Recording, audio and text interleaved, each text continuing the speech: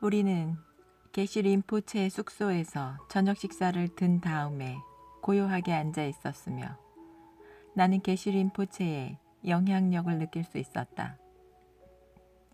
내 친구도 이를 느꼈는데 그는 우리에게 참으로 아름다운 이야기를 들려주었기 때문이다. 그는 말했다. 평화란 갈등을 부정하는 상태가 아니란다.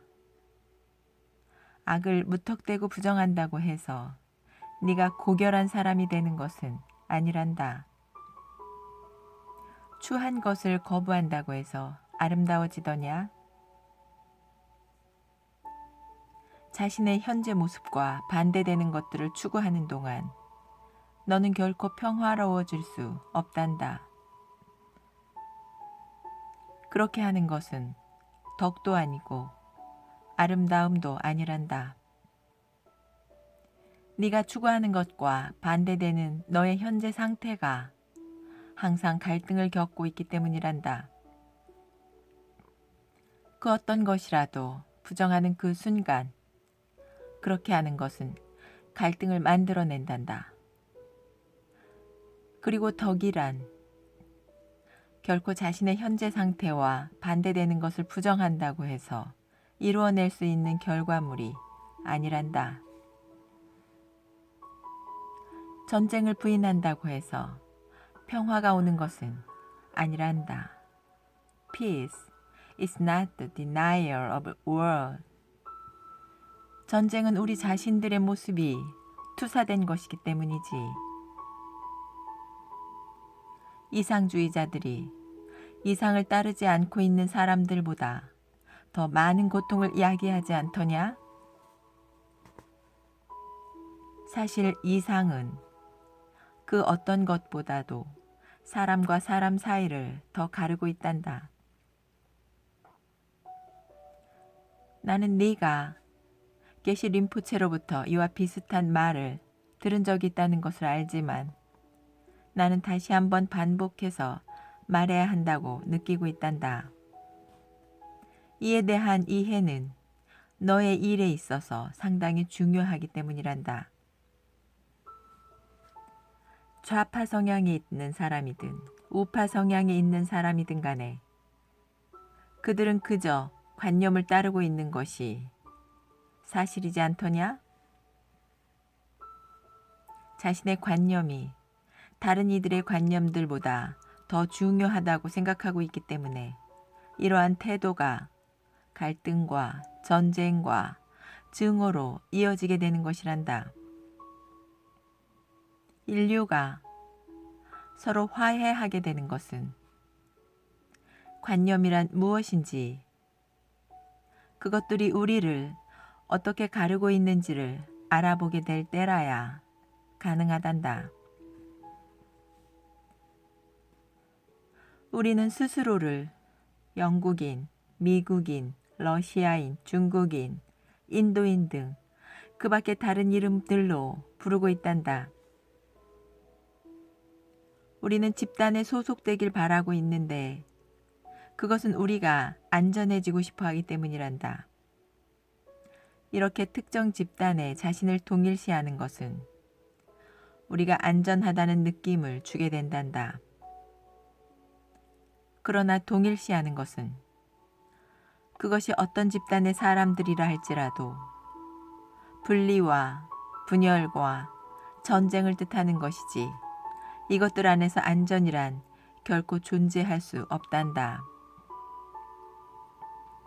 모든 이상주의자들이 갖는 꿈이 있는데 그것은 모든 사람들이 자신의 사상을 똑같이 믿게 되긴 것이란다.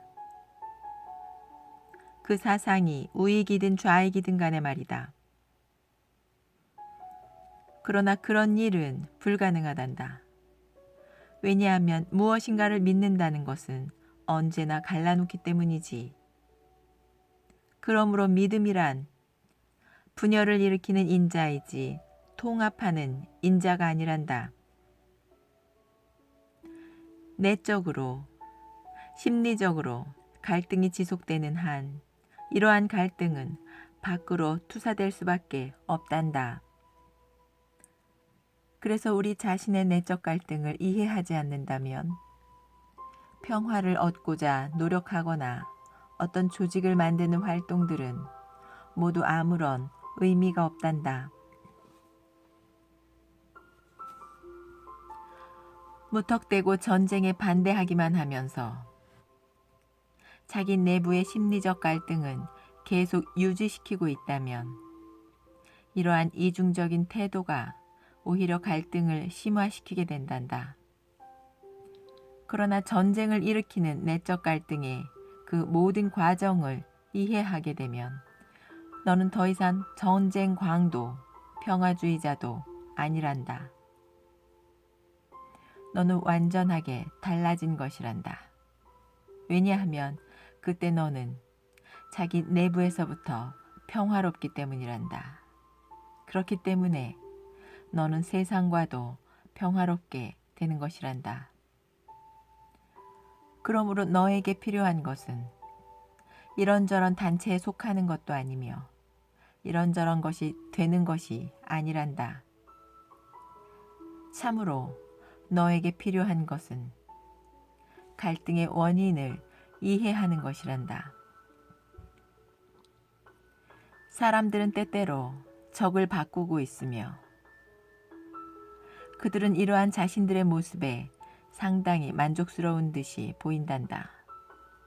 그리고 이러한 태도는 선전에 의해서 자기 내부의 심리적 갈등에 의해서 계속 유지되어 간단다.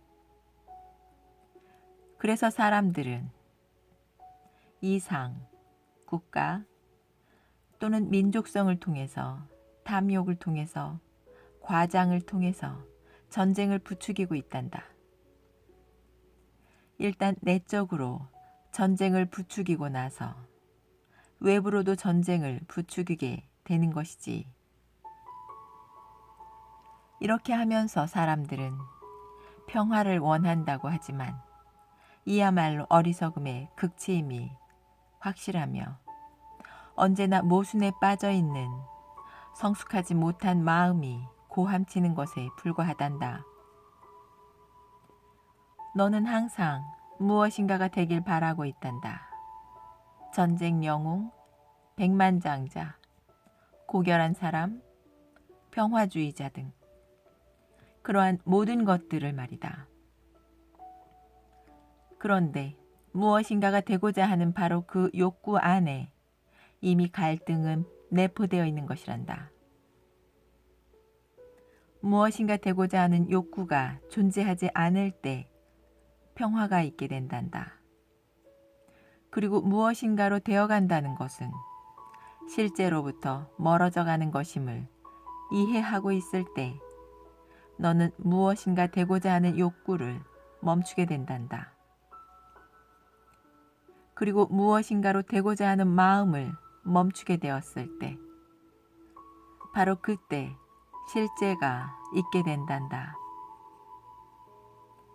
창조성 그 자체인 그것이 말이야. 너는 더 이상 안전을 구하지 않게 될 것이란다.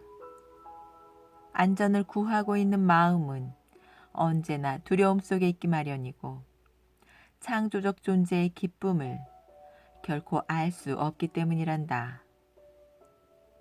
네가 안전해질 수 있는 그 근본은 이해에 있는 것이지 관념을 구하는 데 있는 것이 아니란다. The very basis of your security is in knowing and not in seeking. 가장 높은 차원의 생각과 느낌의 형태는 자기 이해와 신성한 이해를 통해서 얻어지는 것이지 이상주의의 공격적인 자기 독단적 태도를 통해서 얻어지는 것이 아니란다. 이러한 이해를 얻고자 한다면 마음과 가슴은 반드시 평화로우며 고요해야 한단다. 그러면 그때 너는 갈등이 없는 상태란 어떤 것인지 알게 될 것이란다.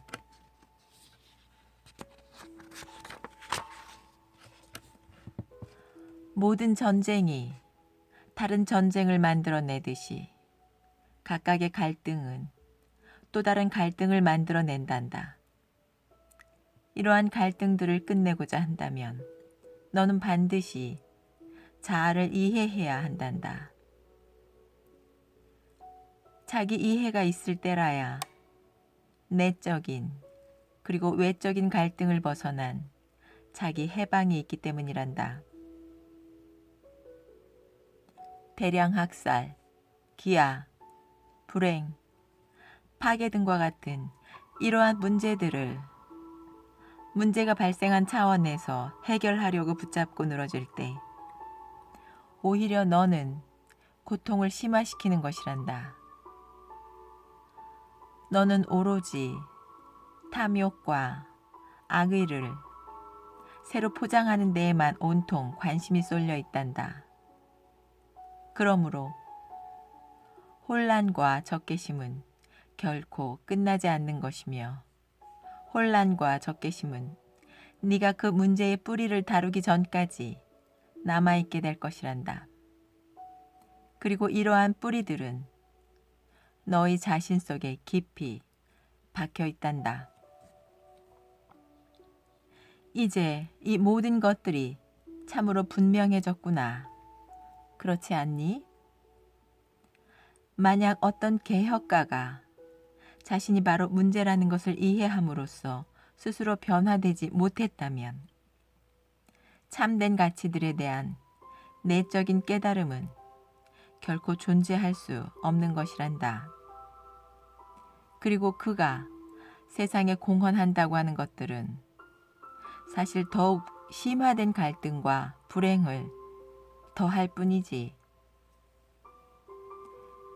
때때로 고통을 겪음으로써 너는 자신의 파멸의 꿈에서 깨어나게 된단다. 자신만이 홀로 스스로의 고통을 영속시키고 있다는 것을 깨닫게 되는 것이지. 방법과 수단에 대해 생각을 적게 할수록 너는 너 자신을 더욱더 이해하기 시작할 것이고 더 빨리 평화가 네 안에 깃들게 될 것이란다. 그 평화로움이야말로 영원한 가치를 지니고 있는 것으로서 그것은 대립되는 것들의 갈등의 상태가 아니란다. 이해하고 있는 자의 입술에는 지혜가 있어 누구나 그것을 발견한단다. 그러나 이해가 없는 자의 등에는 매질만이 있을 뿐이란다. 그가 말을 마치고 난 다음에도 나는 한동안 계속해서 듣고 있었다. 이제 나는 제대로 듣는 것을 배우게 되었다. 단순히 말을 듣는 것이 아니라 나 스스로를 보는 가운데 깊은 이해와 함께 들어야 한다는 것이다. 이렇게 할 때 보는 행위 그 자체가 해방이자 변혁으로 즉각적으로 이어지게 된다. 나는 수도원장도 마찬가지로 깊은 명상의 상태에 있다는 것을 알아볼 수 있었다. 그 명상은 스스로를 드러내는 과정이며 이렇게 하는 것이야말로 참된 명상이다. 다른 모든 것들은 배제하고 하나의 관념에만 집중하는 것은 명상이 아니다. 그러한 방식으로는 갈등에서 해방될 수도 없고 실제에 대한 깨달음이 찾아올 수도 없기 때문이다. 그날 밤 나는 푹 자면서 편히 쉬고 있다고 느꼈다. 그리고 다음 날 아침에는 기분이 매우 상쾌했으며 제펠 관문을 거뜬하게 오를 준비가 되어 있었다. 우리는 이른 아침에 출발했으며 우리가 가야 할 곳에 중간 높이 정도에 있는 헛간에 도착하였다. 그리고 거기서 우리는 밤을 보냈다.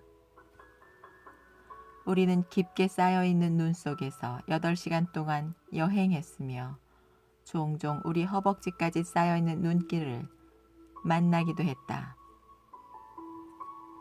나는 다음 날이 여행 최악의 날이 되지 않을까 염려했었다. 그리고 나는 눈보라가 일어나지 않기를 바라고 있었다. 길을 걸어가면서 만나는 눈보라는 정말로 두려운 경험이었기 때문이다. 바람은 매우 격렬하게 불며 그때는 바로 몇 야드 앞도 내다볼 수 없게 된다. 이는 1년 중 이 시기에는 꽤 흔하게 일어나는 일이었다. 바람에 날려 눈은 길에 높게 쌓이고 이를 헤쳐서 여행하기란 거의 불가능하다. 나는 이미 이것을 한번 경험했으며 또 다른 경험을 원하지 않았다. 전에 이미 한번 일어났었던 탓일까? 우리가 가는 내내 날씨는 공평하게 맑았다. 대신 햇볕이 매우 뜨거웠다. 한겨울이라 할지라도 불쾌해질 만큼 뜨거워지곤 했다. 관문의 정상에 도착했을 때 우리는 시킴의 수도인 강톡을 내려다볼 수 있었다. 길을 넘어서자 또 다른 헛간이 나타났으며 우리는 거기서 밤을 보냈다. 우리는 통나무로 불을 피웠으며 저녁 식사를 하였고 우리는 거의 다 타고 남은 재들이 빨갛게 소진해 갈 때까지 불가에 앉아 있었다. 그리고 초는 방 전체에 은은한 빛을 비추고 있었다.